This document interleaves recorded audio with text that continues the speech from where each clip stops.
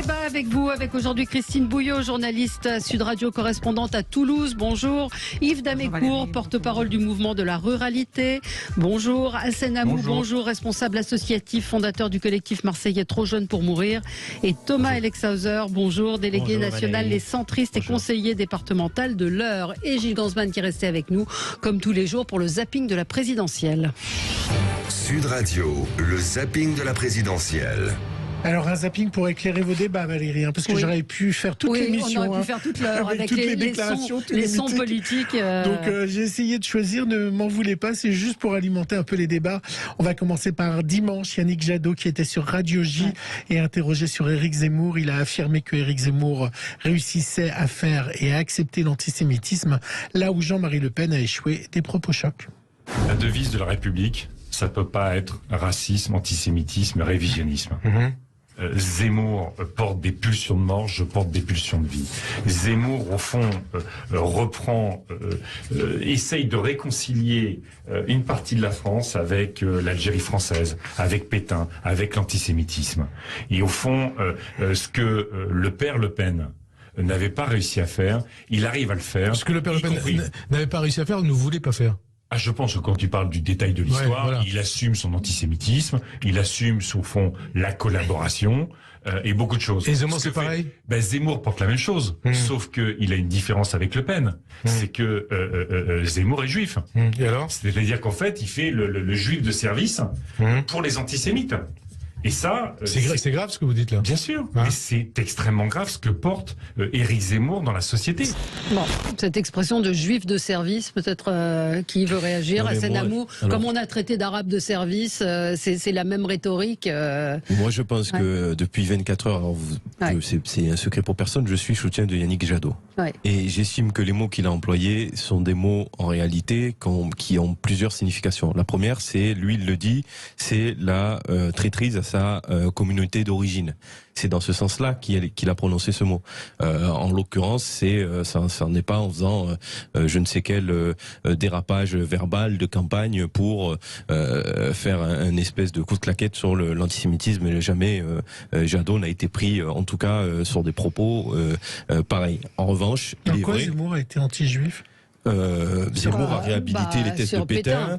Il a réhabilité un certain nombre de thèses dont une grande majorité des historiens disent l'inverse. Et donc, effectivement, Yannick Jadot a mis le doigt là-dessus en expliquant que, à un moment donné, réécrire l'histoire à sa manière, c'était une traîtrise à ses origines et qu'il faisait honte donc à ses origines. Mais en l'occurrence, voilà, c'est un mot de campagne. Je pense que Zemmour emploie un vocabulaire beaucoup plus violent au quotidien et que on n'est pas assez souvent à s'indigner de ce qu'il peut dire dans la presse ici. Le terme d'arabe de service est connoté, donc juif de service, ça renvoie quand même à ça. Mais en fait, la vérité, c'est qu'on fait un parallèle depuis 24 heures entre arabe de service et juif de service. Il est vrai que quand on dit arabe de service, ça a une connotation différente, parce que effectivement, c'est souvent employé par des gens qui mènent des combats contre la République pour dénoncer ceux qui sont investis, que ce soit en politique, dans la vie associative, au quotidien, au service de la France, des Français, ou qui font état d'un amour particulier pour les valeurs de notre... Bon, c'est ça qui est la connotation d'arabe de service qui est insupportable employée par les uns et les autres. Je pense que le parallèle n'est pas à faire entre les propos d'Yannick Jadot hier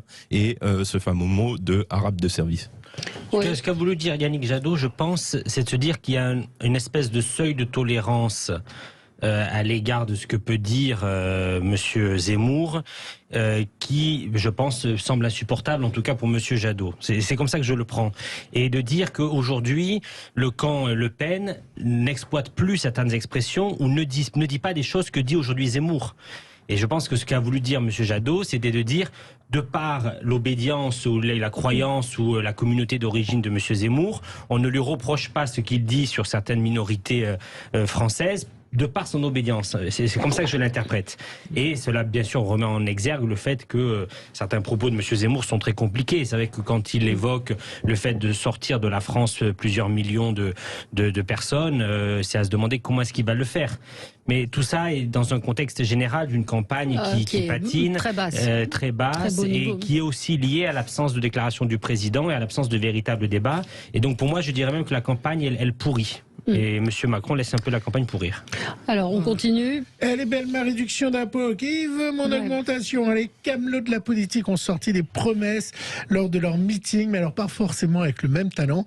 Un exemple avec Valérie Pécresse et Jean-Luc Mélenchon, c'était sur les salaires.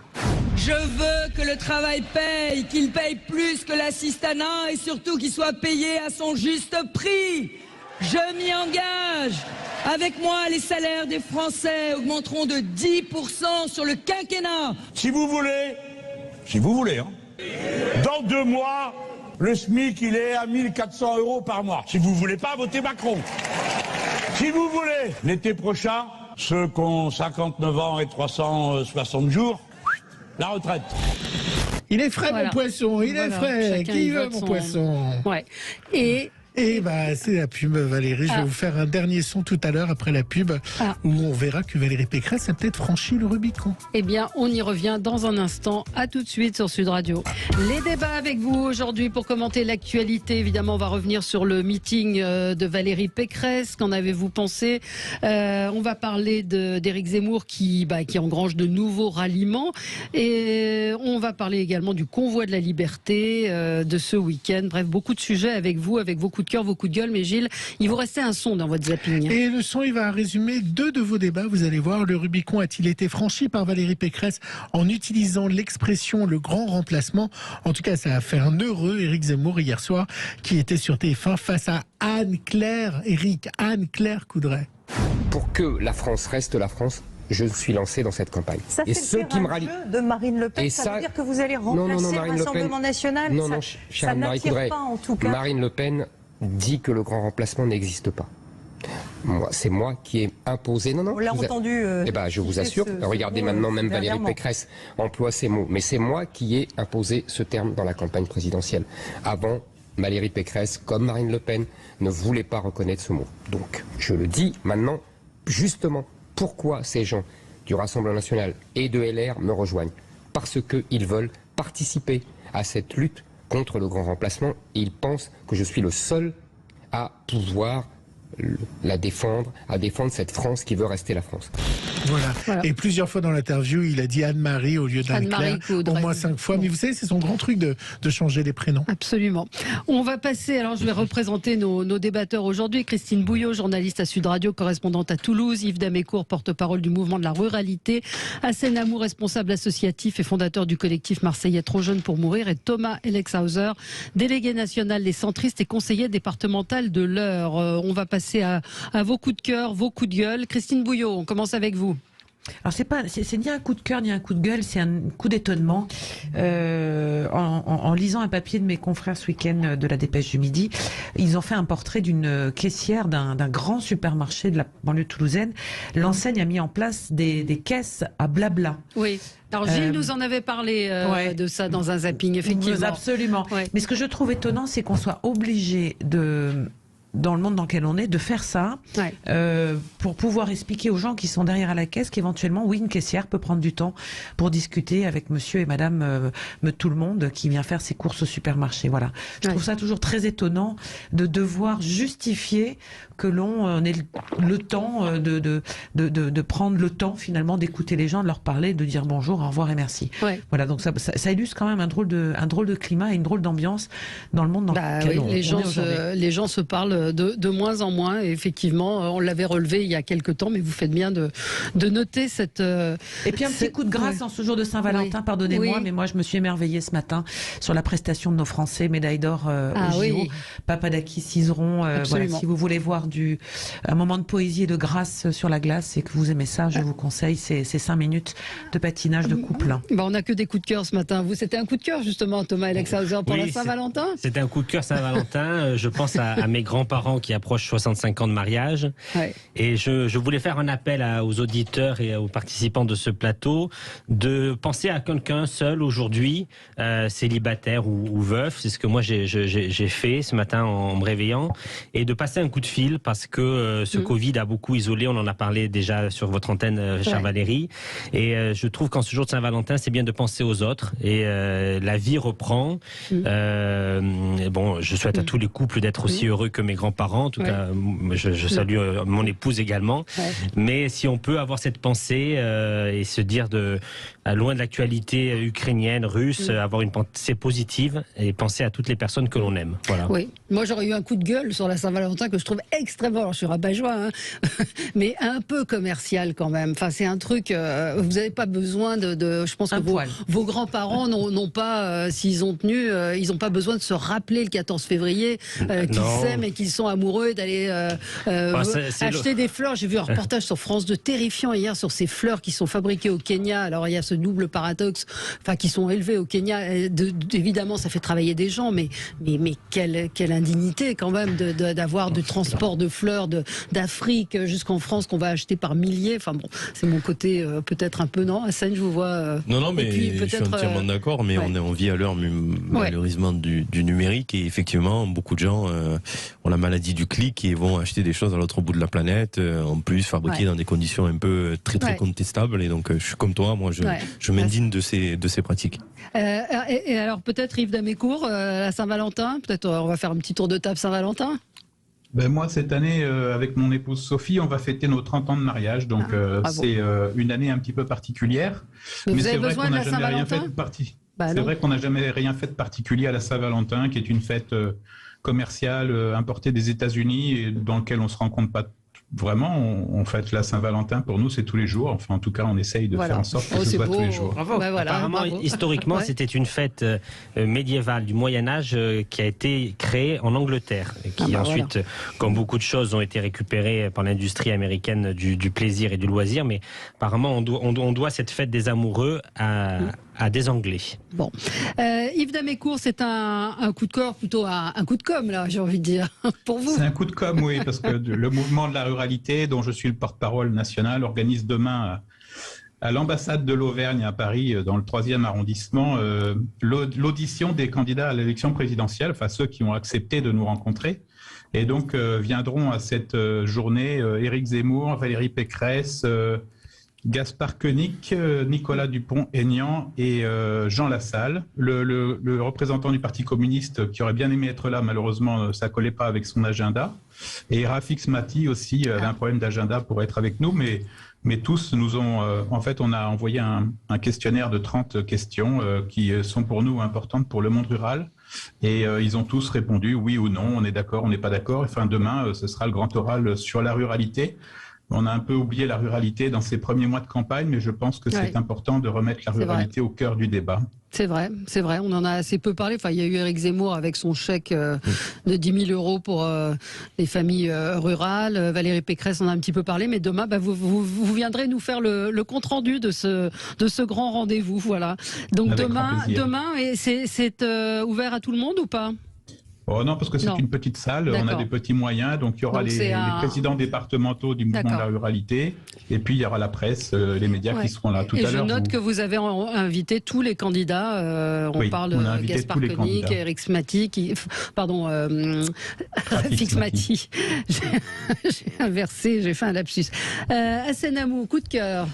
Ouais, mon coup de cœur, moi, c'est le retour de Zidane dans sa cité d'origine. Je trouvais ça intéressant de voir qu'un grand sportif comme lui, qui a marqué aussi l'histoire du sport de notre pays, puisse à un moment donné dans ses parcours à chaque fois revenir saluer les habitants de ce quartier qui n'a jamais oublié la Castellane. Parce que j'ai pas suivi, Donc en fait il est venu à la Castellane inaugurer l'ouverture d'un centre médical qui avait disparu, sachant que la Castellane c'est au bas mot à peu près un peu plus de 2000 habitants sur un périmètre extrêmement restreint, et donc il n'y avait plus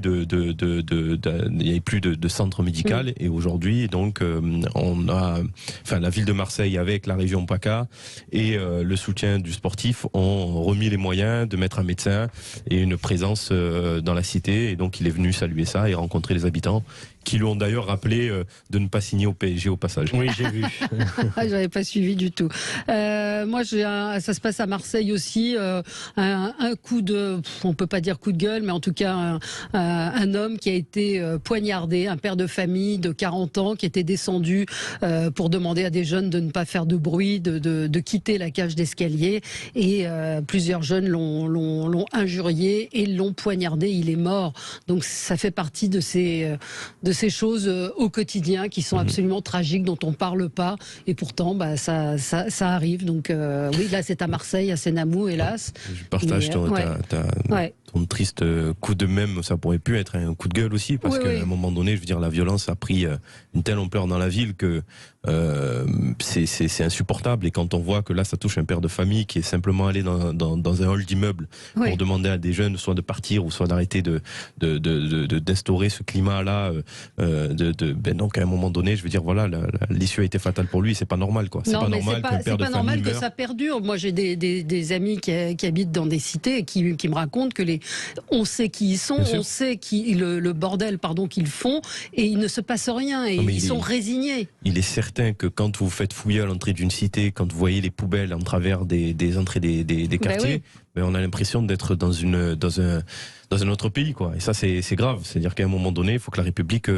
reconquérisse ses territoires et qu'on y mette véritablement les moyens de sécurité et humains pour leur montrer qu'en fait, c'est aussi un territoire de la République et qu'il faut combattre les trafics et les voyous qui maintenant habitent les halls d'immeubles. Une réaction, Yves Damécourt? Christine? Non, mais bien sûr, tout ça est terrible. Et le problème, c'est qu'il ne faut pas... à chaque fois qu'on a des mauvaises nouvelles comme ça, forcément, ça crée une émotion terrible et on en parle beaucoup. Et il ne faut pas que ces mauvaises nouvelles viennent obscurcir toutes les bonnes nouvelles qu'il y a à côté, quoi. Donc, il faut trouver un équilibre dans notre communication. Mais on peut pas non plus... je trouve que c'est important de le signaler, de dire ça, voilà, homme est mort parce qu'il est simplement allé demander à des jeunes de nettoyer la cage d'escalier où ils avaient mis un certain désordre et de partir. C'est quand même invraisemblable. C'est invraisemblable, c'est affreux, c'est terrible. On doit avoir une compassion forcément pour cette personne-là, et puis les gens ont peur, et voilà. Mais c'est compliqué, le sujet est très compliqué, parce que plus on en parle, plus les gens ont peur. C'est pas qu'ils ont peur, c'est qu'ils le vivent au quotidien.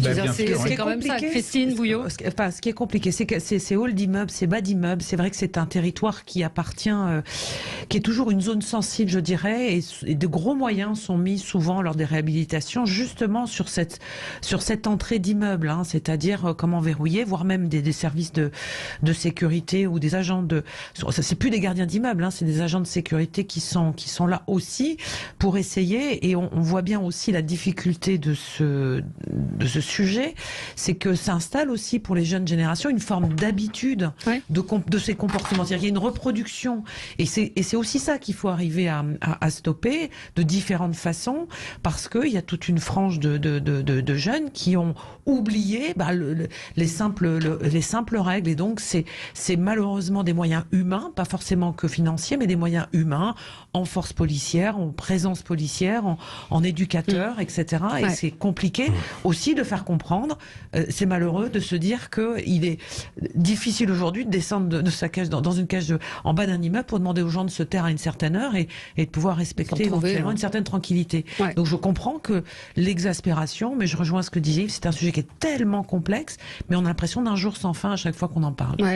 Un mot, Thomas Exelexhauser. Quand la criminalité, les trafics polluent à ce point et déstabilisent des quartiers, des villes entières, je pense qu'il faut peut-être même imaginer à se doter d'une législation particulière pour vraiment abattre ces cartels, ces gangs, également l'origine de la fabrication de ces drogues qui alimentent ces trafics-là.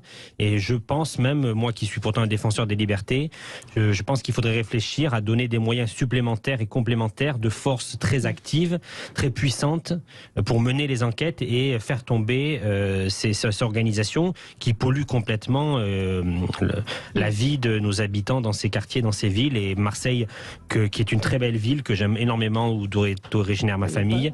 Ne doit pas être seulement prise, pour exemple, là-dessus. Il y a d'autres villes et d'autres quartiers de France qui sont dans la même situation, qui sont aujourd'hui le moyen qu'utilise Zemmour pour diffuser sa propagande. Mais il faudrait qu'on puisse avoir des moyens exceptionnels pour mettre à bas cette situation. Mais qui ont été un peu oubliés quand même par les politiques. Ces quartiers Seine-Amont, vous en savez quelque chose. Enfin, il y a eu des aides, mais tout de même, on a abandonné on les a abandonnés complètement.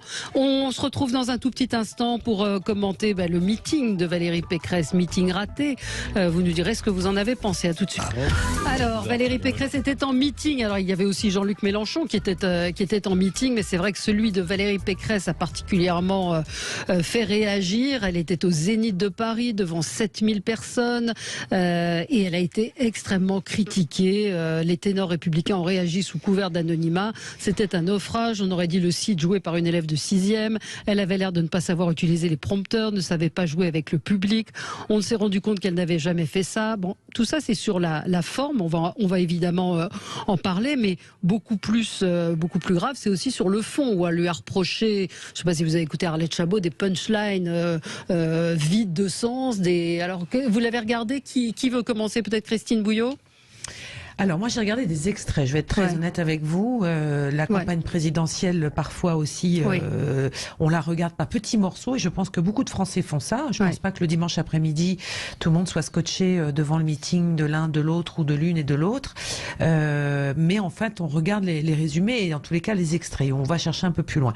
Moi la petite musique que j'entends autour de la prestation, de l'intonation, de la voix de Valérie Pécresse, etc., je suis pas à l'aise avec ça parce que je trouve que il y a Enfin, c'est toujours un peu. J'ai l'impression de revenir à l'époque où Ségolène Royal était en campagne et on critiquait son intonation, sa tenue, ce côté un peu. C'est une femme, donc elle ne sait pas se présenter sur scène. Ça me gêne un peu, à tort ou à raison. Je ne sais pas si ça aura un impact fort ou pas dans les sondages, mais je trouve que c'est un peu vite lui tomber dessus dans la mesure. En revanche, sur le texte, en tous les cas sur le discours, qui lui est préparé par une équipe de campagne, qui lui est préparé et analysé, relu et corrigé, c'est vrai que peut-être qu'il y a des choses sur lesquelles elle n'est pas forcément elle-même à l'aise, c'est-à-dire de devoir aller chercher et les électeurs d'Éric Zemmour et Marine Le Pen et ceux d'Emmanuel Macron. Donc c'est vrai que c'est un grand écart qui est sans doute difficile à expliquer et à entonner sur un meeting politique. Après que les ténors LR se défaussent en disant qu'elle n'a pas été bonne, etc., sous couvert d'anonymat, je trouve pas ça très courageux non plus. En tous les cas, c'est pas comme ça qu'on soutient son camp et sa candidate. C'est quand même quelque chose qui est assez étonnant de regarder et je ne suis pas sûre que le calcul soit bon non plus. Voilà, de faire ça. Ouais, mais moi le côté c'est je suis une femme et on m'en veut, ce qu'elle a dit ce matin chez nos confrères d'RTL, je pense elle a eu elle l'a sous-entendu. Mais Emmanuel Macron a été moqué aussi quand sa mais voix. Éric Zemmour a été moqué à sa première intervention. C'était raillé. Donc d'opposer l'argument je suis une femme et on ne doit pas me critiquer parce que je suis une femme, c'est compliqué. Enfin, c'est pas très fair-play non plus, je trouve. Mais est-ce que c'est parce qu'elle était une femme qu'elle a été critiquée? Est-ce que vous avez entendu des critiques aussi véhémentes sur une prestation ratée de la part d'un homme? Mais est-ce que vous avez vu une prestation aussi ratée en meeting? Franchement. Ah oui. Bah, qui? Oui, j'en ai vu, des prestations ratées en meeting. Pardonnez-moi, mais la toute première d'Éric Zemmour n'était pas quand même grandiloquente. Il n'était pas candidat à l'époque. Il intervenait à la tribune pour Marine Le Pen, je crois. Mais les premières de Marine Le Pen. Enfin, il y a eu plein de candidats qui se sont, au fur et à mesure, améliorés. Voilà. Bon, après qu'elle soit pas à l'aise en meeting, est-ce qu'on doit lui tomber dessus comme ça? Je sais pas. Je sais pas. Ou alors fallait pas la choisir. Ça devait faire un des critères. Ou peut-être qu'elle n'aurait pas dû faire de meeting. Enfin, je veux dire, est-ce que c'est un passage obligé? Est-ce que ça a du sens aujourd'hui? Non. Thomas Alexhauser.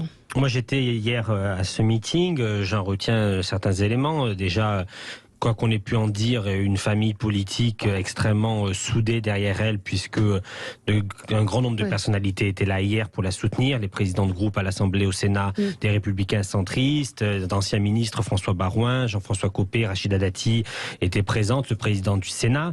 C'est quand même faire la démonstration qu'aujourd'hui, Valérie Pécresse a une équipe derrière elle. Ce premier rang était très conséquent et une équipe de France, comme elle le dit. Aujourd'hui, les chances de gouverner ou de gagner de Zemmour et Le Pen sont quand même très faibles et on se demande encore avec qui ils pourraient former un gouvernement. Moi, je ne vois personne chez eux capable de former un gouvernement crédible, sérieux au regard des attentes des Français et de la communauté internationale.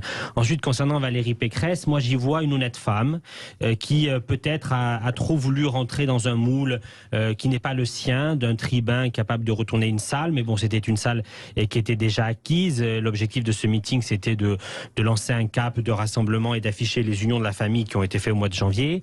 Et au final, je finis par penser que c'est pas là où on l'attend et qu'elle peut proposer autre chose. C'est-à-dire que on ne cherche pas un président aujourd'hui capable de retourner des salles et de ne pas derrière tenir ses promesses. C'est une femme sérieuse, compétente, qui a été élue par 2 fois présidente d'une région qui n'était absolument pas acquise à son électorat et qu'elle a gagné 2 fois brillamment avec un très beau bilan. Et je pense que c'est ce qu'il faut retenir, de se dire qu'on a peut-être changé d'époque et que ce qu'elle fait, de ne pas, et ce qu'elle a dit ce matin d'ailleurs chez vos confrères de RTL, en disant si vous cherchez un tribun, c'est pas moi, si vous cherchez quelqu'un qui peut faire le job, je suis là pour ça. Mais je pense que c'est ce qu'il faut retenir de cet exercice d'hier. Si vous voulez des orateurs, il y en a plein dans la campagne et des meilleurs. Moi, je suis une faiseuse. Mais voilà, moi je retiens cette réaction. Peut-être aurait-elle dû s'abstenir de faire un discours à Senamou. Non, mais effectivement, moi j'ai trouvé ce meeting-là du point de vue... en tout cas de manque d'art oratoire, elle n'a pas été bonne, on n'a pas très bien compris toutes ces là où elle voulait en venir quand elle prenait la parole. Enfin bref, en tout cas, il y a un problème d'incarnation, effectivement, de la candidate. C'est-à-dire galvaniser les foules, dynamiser une campagne, c'est parce qu'on attend d'un candidat, d'un président de la République. De réussir son premier meeting, c'est quand même important.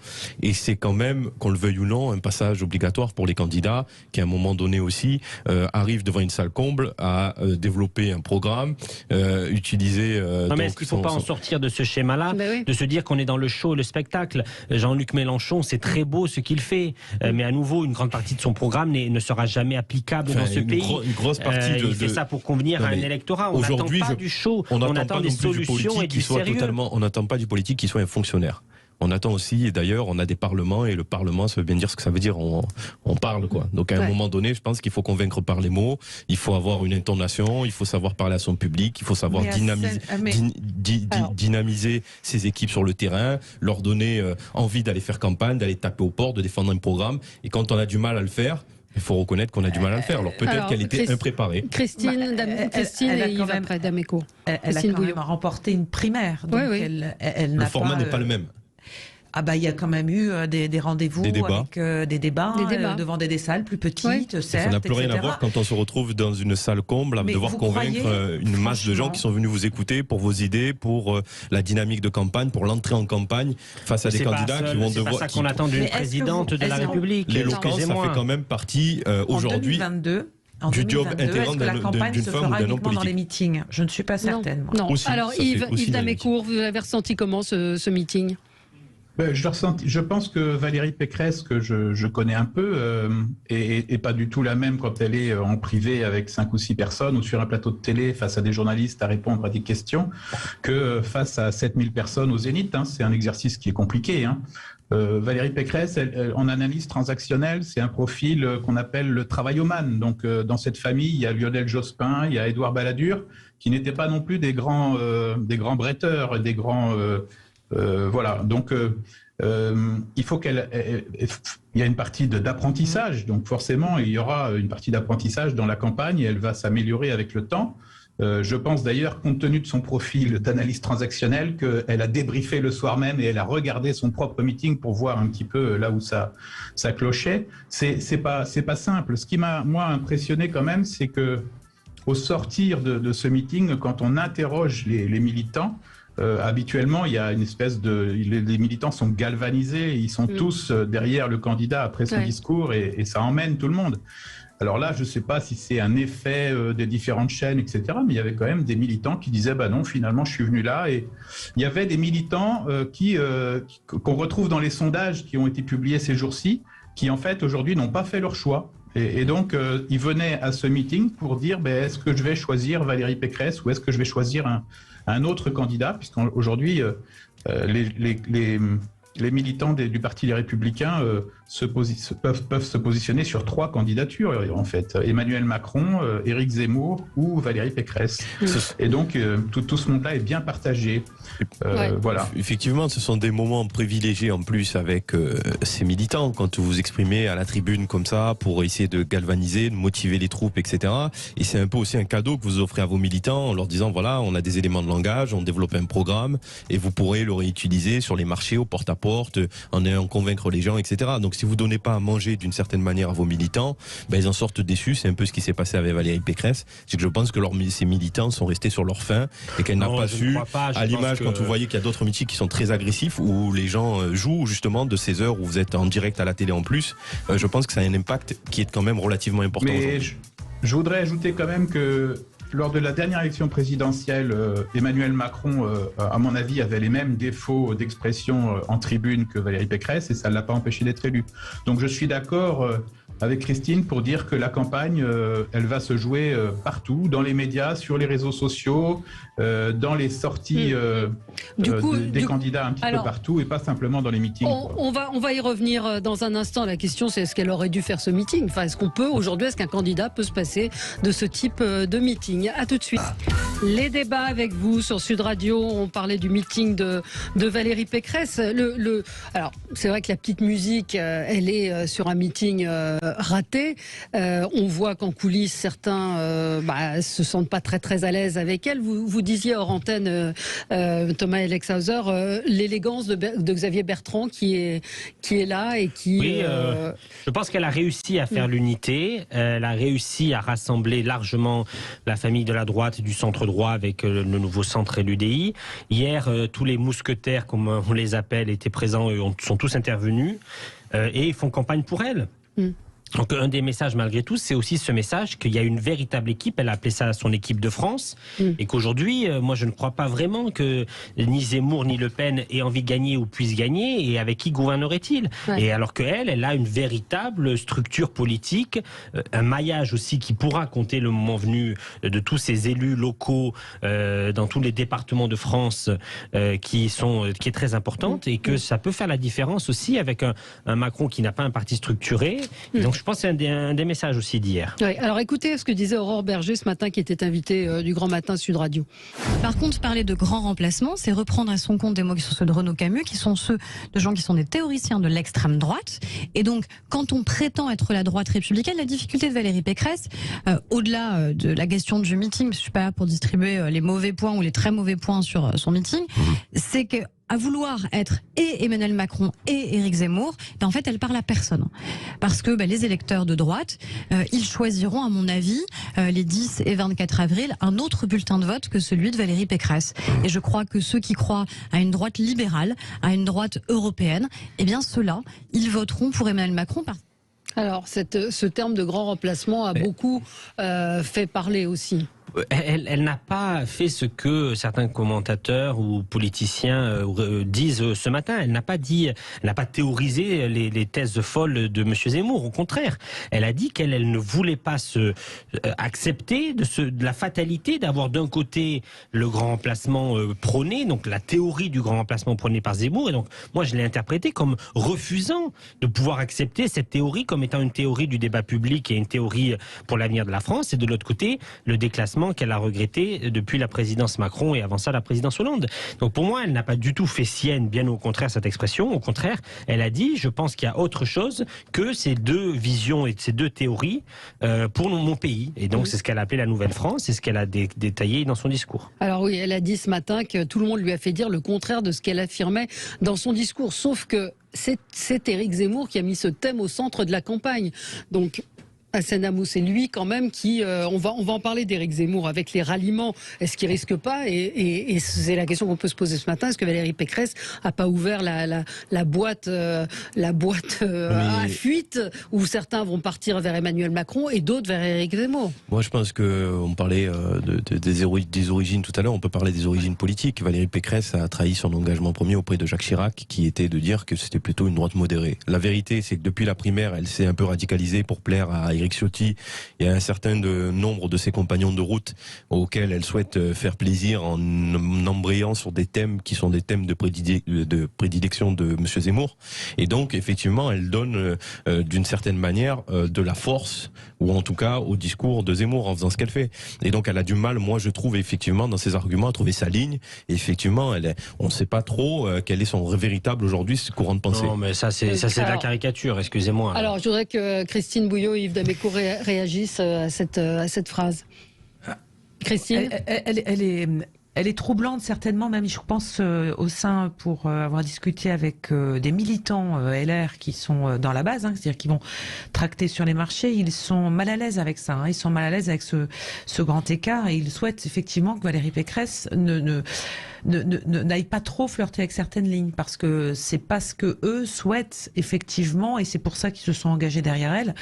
C'est justement pour ce qu'ils appellent droite dans la lignée des républicains, droite républicaine, droite sociale presque, un peu dans la lignée de Jacques Chirac, quoi. Voilà. Donc ils sont. Je pense qu'il faudrait faire attention sur cette espèce de fil du rasoir sur lequel flirte en tous les cas, essaye de naviguer une Valérie Pécresse qui, je le rappelle, est talonnée par Éric Zemmour et donc doit aller chercher des points à droite, très à droite et à droite. Donc elle a un trou de souris dans lequel elle doit passer par rapport à sa ligne politique. Après, le texte, je le dis, ce qui a été dit hier dans la campagne, dans son meeting, c'est un texte qui est lu et relu. Donc ça veut bien dire ce que ça veut dire. Absolument, il y a un prompteur et le texte est lu.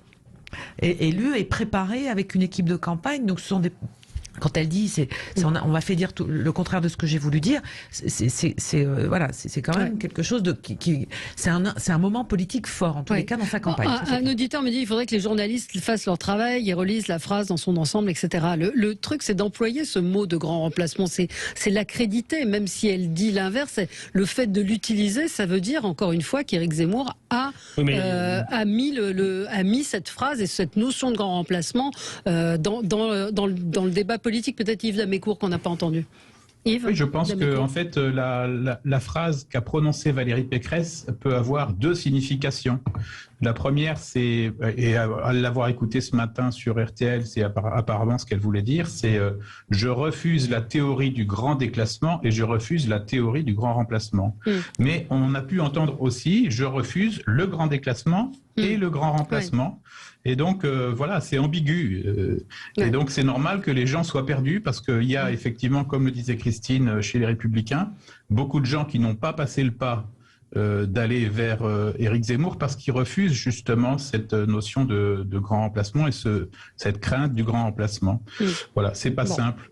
Moi, j'ai habité 5 ans aux Antilles et Aimé Césaire, qui n'est pas un homme de droite, qui était plutôt un homme de gauche, lui ne parlait pas de grand remplacement aux Antilles, il parlait de génocide par substitution.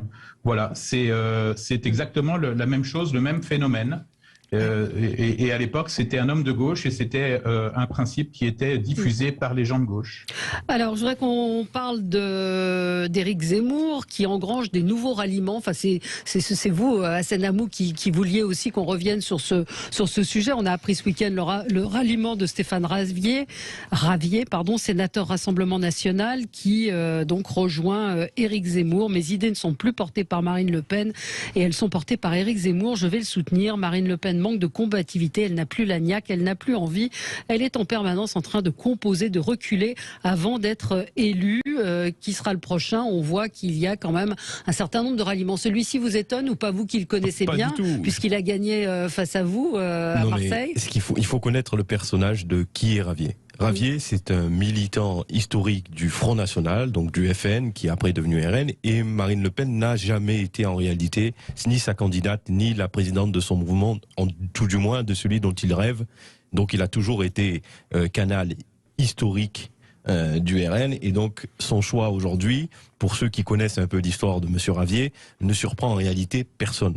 Parce que cette extrême droite qu'elle a essayé sous Philippot et aujourd'hui encore Marine Le Pen de rendre fréquentable, n'est pas la stratégie qu'a épousée Stéphane Ravier. Donc quand j'écoutais les observateurs tout le week-end sur les plateaux télé, c'était assez amusant parce que en réalité, pour nous autres qui sommes Marseillais, c'est un non-événement. Zemmour, en réalité, il reprend les recettes de Le Pen, donc père de Jean-Marie, et donc c'est ce qui fait qu'aujourd'hui la France, exactement, c'est pour ça qu'il intéresse une frange très importante en réalité de radicalisés et d'extrême droite plus que Marine Le Pen. Pour lequel déjà Marine Le Pen ne parlait plus. Et c'est ce qui s'est passé avec Ravier. Donc Ravier, il représente à mon avis une grosse partie des militants du RN qui ne se reconnaissaient de toute façon pas dans le personnage de Marine Le Pen. Comment vous le comprenez, Thomas Alexhauser, parce qu'on on a évoqué Jérôme Rivière, Gilbert Collard, Maxette Pirc-Bacas, il y en aura certainement d'autres. Ce sont le fait de dire que la droite est sur une ligne de crête et que la digue peut sauter. Moi, je suis totalement contre ces idées-là.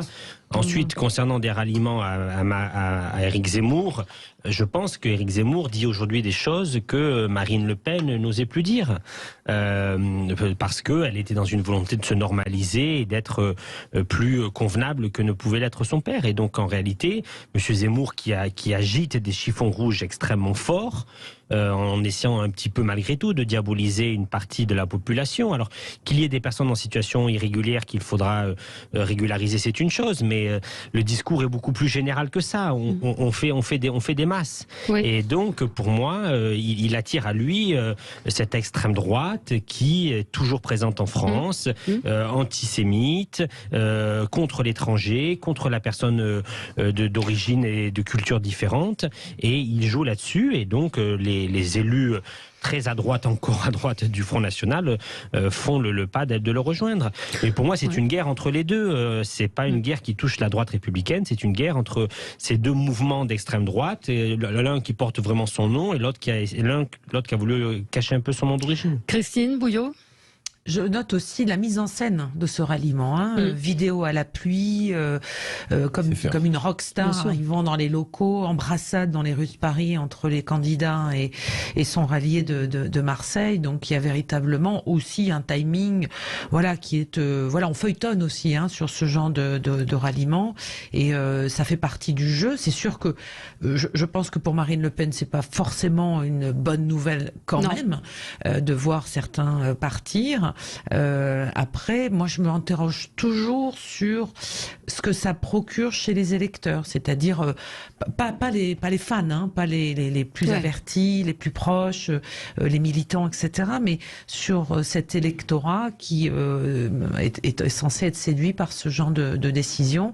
À voir. Je pense que, par exemple, il faudrait effectivement s'interroger si ça peut faire basculer quelques dixièmes de voix, mais ça crée forcément une dynamique. Ça crée une dynamique, et on le voit dans les sondages, on le voit assez clairement dans les sondages. Tout ça, c'est de la mise en scène et c'est du show. Oui, c'est du show, Guillaume absolument. Pelletier, excusez-moi si on peut s'attarder une minute. Guillaume Pelletier, il y a quelques mois, disait vouloir la victoire de Xavier Bertrand à la primaire de la droite. Comment est-ce qu'on peut, il y a quelques mois, dire la victoire? En réalité, quand il a fait le ITL CNews où il a révélé souvenir Zemmour, il n'y avait aucun doute. 3 jours avant, c'était suspense. Va-t-il rallier? Mais bien évidemment qu'il allait rallier, parce que c'est un moyen d'avoir les caméras, les micros. Ces gens-là sont habités par le fait d'être invités sur les plateaux, d'avoir des caméras sorties et pendues à leur bouche pour pouvoir parler. Ces gens-là ne veulent pas gouverner, ils veulent être au devant de la scène. Et ce qu'a fait Guillaume Pelletier de rejoindre Zemmour, c'était uniquement pour faire le buzz. Uniquement pour faire le buzz. Ouais. Alors, on vous a pas entendu, Yves Damécourt? Moi, je pense qu'au sein du Rassemblement national, il y a deux familles. On dit souvent il y a le Rassemblement national du Nord et le Rassemblement national du Sud. Il y a une partie du Rassemblement national qui est plus proche des idées et des convictions de Jean-Marie Le Pen et de Marion Maréchal Le Pen, et une autre partie qui est plus proche des idées et des convictions de Marine Le Pen, qui elle-même a été largement influencée en son temps par Florian Philippot. Et donc, voilà, cette séparation au sein du Rassemblement national, aujourd'hui, elle est mise en danger par l'arrivée d'Éric Zemmour, qui attire forcément les gens qui sont plus proches de Marion Maréchal, parce qu'elle l'a dit elle-même, elle avait plus de communauté, de conviction avec Éric Zemmour qu'avec Marine Le Pen. Et donc, c'est en train de bouger au Rassemblement national, ça bouge au sein des Républicains, parce qu'il y a des gens qui sont tentés par rejoindre Macron, d'autres qui sont tentés par rejoindre Zemmour, ça bouge au centre, puisqu'en fait, le dernier sondage qui est sorti montre que Emmanuel Macron, finalement, a un tiers de centre-gauche, un tiers de centre-droit et puis un tiers de base macroniste. Et donc, tout ça est en train de bouger dans tous les sens et on va voir ce que ça donne au final. Ouais. On se retrouve dans un tout petit instant avec vous sur Sud Radio. À tout de suite. Les débats et revenons sur ce convoi de la liberté. Les manifestations autorisées contre les mesures sanitaires ont rassemblé un peu plus de 30 000 personnes, 32 100 personnes, dont 7 500 à Paris. Il y a eu évidemment des interpellations. Est-ce que c'est un échec? Est-ce que ce mouvement, finalement, qui voulait prendre modèle sur ce qui s'est passé au Canada, a un peu fait pchit? Christine Bouillot, vous les aviez, vous, suivi au départ, ces convois de la liberté ou pour la liberté. Qu'est-ce que vous en avez pensé ce week-end? Alors est-ce que l'échec c'est parce qu'ils ont été bloqués et que le gouvernement finalement a réussi en disant qu'il y aurait des verbalisations, des saisies de véhicules, etc. et que ça a un peu refroidi les ardeurs? Alors échec, je sais pas si on peut parler d'échec retentissant. Le rêve de départ, c'était de coller au projet et au mouvement canadien. Si c'était effectivement d'arriver à faire la même chose, c'est un échec. C'est-à-dire que Paris n'a pas été bloqué, même si effectivement il y a eu un déploiement de forces de sécurité conséquent, des contrôles routiers. Visiblement la même chose se produit aux frontières et à l'entrée de Bruxelles, même si chacun joue au jeu et à la souris. Après, c'est difficile de répondre à ces questions-là parce que c'est un mouvement tellement disparate, mais aussi avec des gens très engagés qui ont des revendications, on en pense qu'on en veut, mais qui ont des revendications, qui ont une volonté vraiment de se faire entendre, qui savent user des réseaux sociaux aussi, qui savent user de l'image, qui sont aujourd'hui pleinement, on va dire, préparés pratiquement pour ce genre de manifestation. Je pense que c'est pas du 50-50, mais en tous les cas, il s'est passé quelque chose ce week-end, c'est certain. Oui. Et il se passe quelque chose aussi avec des convergences sur la capitale européenne. Alors visiblement, c'est un peu Strasbourg aussi qui est visé parce qu'il y a moins de forces de sécurité. Bruxelles. Voilà, ils ont été, pardon de vous interrompre, ils ont été accueillis par les forces de l'ordre et les véhicules stationnés dans un parking à l'écart de la ville. À l'écart de la ville. Ouais. Après, ce qu'ils veulent, c'est être vus et entendus. Voilà. Alors peut-être que le mouvement au départ, c'était de faire comme à Ottawa, de bloquer, paralyser complètement une capitale. Ça n'a pas été possible déjà par la première raison, c'est que il n'y a pas de camions, il n'y a pas de poids lourds, ce sont des caravanes, enfin des camping-cars, des véhicules légers, des motards. Donc c'est des véhicules individuels. C'est plus difficile certes de tous les contrôler, mais c'est plus difficile aussi d'arriver à un blocage comme vous en avez avec un poids lourd que vous mettez en travers d'un rond-point et il en suffit d'un seul et ça suffit. Donc je pense qu'il y a deux choses. Après sur les réponses qui ont été apportées, quelles réponses on peut apporter quand on demande la levée du pass vaccinal? Et le pass qui va disparaître au mois de mars, avril, là visiblement les choses vont être levées progressivement comme par miracle avec la présidentielle, mais toujours est-il que les choses évoluent dans le bon sens sur le plan... Il y avait aussi des revendications autour du pouvoir d'achat, il y avait beaucoup de choses dans les... Il y avait beaucoup de choses, vous le dites, vous avez raison Valérie, il y avait beaucoup de choses dans les listes de revendications, notamment le fait aussi, moi ce qui m'a toujours étonné de ça aussi, c'est la volonté de ne pas rentrer en dictature. Bon voilà, moi je sais pas quelle réponse on peut apporter à ça. Oui. Je regrette beaucoup que ces mouvements Gilets jaunes et Convoi de la liberté aient pris pour cible depuis 2 ans maintenant les Champs-Élysées. Parce que aujourd'hui, il y a des moyens de manifester sans abîmer l'image et sans abîmer aussi l'outil de travail de milliers de Français, parce que les Champs-Élysées, c'est un énorme employeur. Les dames qui travaillent chez Sephora, je ne crois pas qu'elles soient avec des salaires mirobolants volant et dans des situations extrêmement privilégiées. Et je trouve vraiment regrettable qu'on ait sacralisé ce monument français et cette palette d'attractivité de la capitale pour y faire des revendications. Au moment des Gilets jaunes, on aurait pu imaginer qu'ils aillent manifester. Ils étaient assez nombreux au Champ de Mars pour se faire entendre. Et je trouve regrettable qu'on utilise et qu'on abîme davantage encore l'image de Paris, de la capitale, et derrière de milliers d'emplois que cela représente pour notre industrie touristique et notre industrie du loisir. Oui. Enfin, il y a une colère quand même qui s'exprime. Oui, mais voilà. Et je pense qu'elle pourrait s'exprimer autrement. Oui, aussi. mais si elle ne s'exprime pas de façon aussi spectaculaire, elle n'est pas entendue. Elle n'est pas entendue. S'il y avait plusieurs centaines de milliers, voire millions de personnes assemblées, etc., ça ferait du bruit. Oui. Hassan Amou ? Non, mais je crois que si on doit parler d'échec ou effectivement, je pense que les annonces, notamment du préfet allemand sur la saisie, sur les images qu'on a vues ce week-end sur Twitter, où on a des policiers qui ont qui ont cassé des vitres, qui ont essayé d'embarquer des véhicules, etc. De toute façon, ça a dû décourager un certain nombre d'activistes à ne pas venir. En revanche, moi, là où je reste extrêmement perplexe, c'est que je sais jamais ce qu'on y met dans ces convois de la liberté. C'est un peu comme sur la fin des mouvements des Gilets jaunes. On savait plus qui y avait à l'intérieur de ces mouvements. Il y a sans doute des anti-vax, sans doute des gens qui dénoncent le coût le coût de la vie, qui veulent défendre le pouvoir d'achat. Donc voilà. Après, effectivement, une manifestation qui ne marque pas les esprits aujourd'hui, bien sûr, elle n'est pas entendue. Donc il n'y avait pas d'autre. C'est certain que là, on en a parlé. C'est qu'en tout cas, ils ont réussi aussi, en tout cas, à faire parler d'eux. Ouais. Yves Damécourt. Oui, moi je pense que dans cette manifestation, il y a plusieurs sujets. D'abord, il y a le sujet de la liberté, et là, je pense qu'aujourd'hui, il est urgent que le gouvernement lâche du lest, parce que dans la Déclaration des droits de l'homme, la liberté est un principe, et la restriction de la liberté est une exception. Et donc, il ne faudrait pas faire de la restriction de la liberté un principe. Là, on entend même des sénateurs aujourd'hui qui disent qu'ils n'auraient pas dû voter le pass vaccinal. C'est ce que je pense moi aussi. Le pass vaccinal, sur une vague Omicron, aujourd'hui, n'a que peu d'intérêt. Et d'ailleurs, même ceux qui avaient décidé du pass vaccinal estiment qu'aujourd'hui, il faudrait le supprimer. Et donc là-dessus, il faut que le gouvernement avance très vite. Et la revendication d'un certain nombre de gens, notamment hier à Paris, était, à mon avis, justifiée.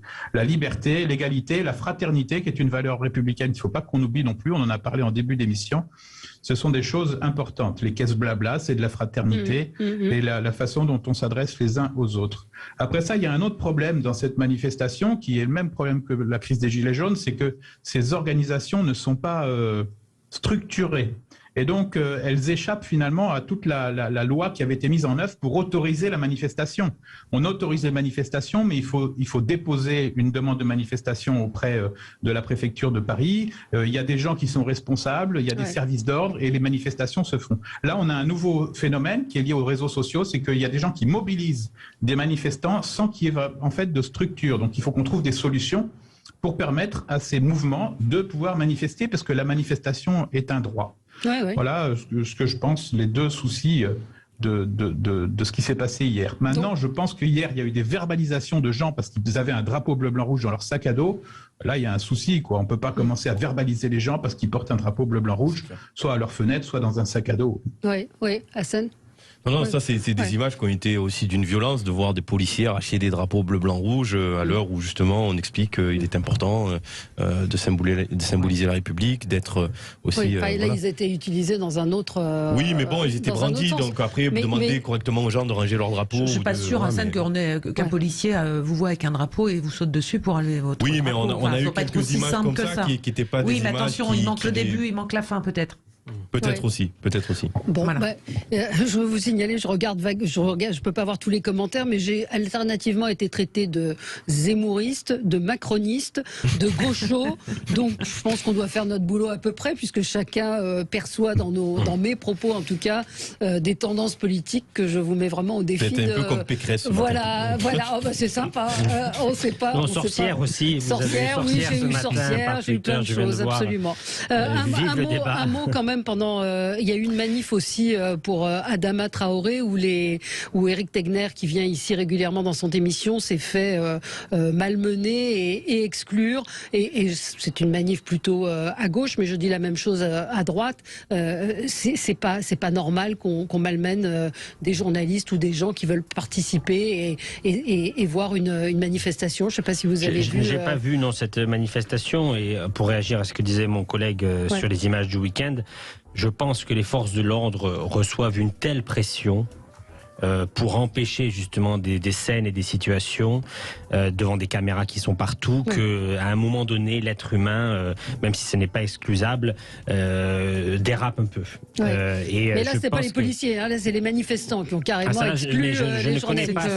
Je ne connais pas cette manifestation, donc moi je revenais aux images du week-end. Christine ?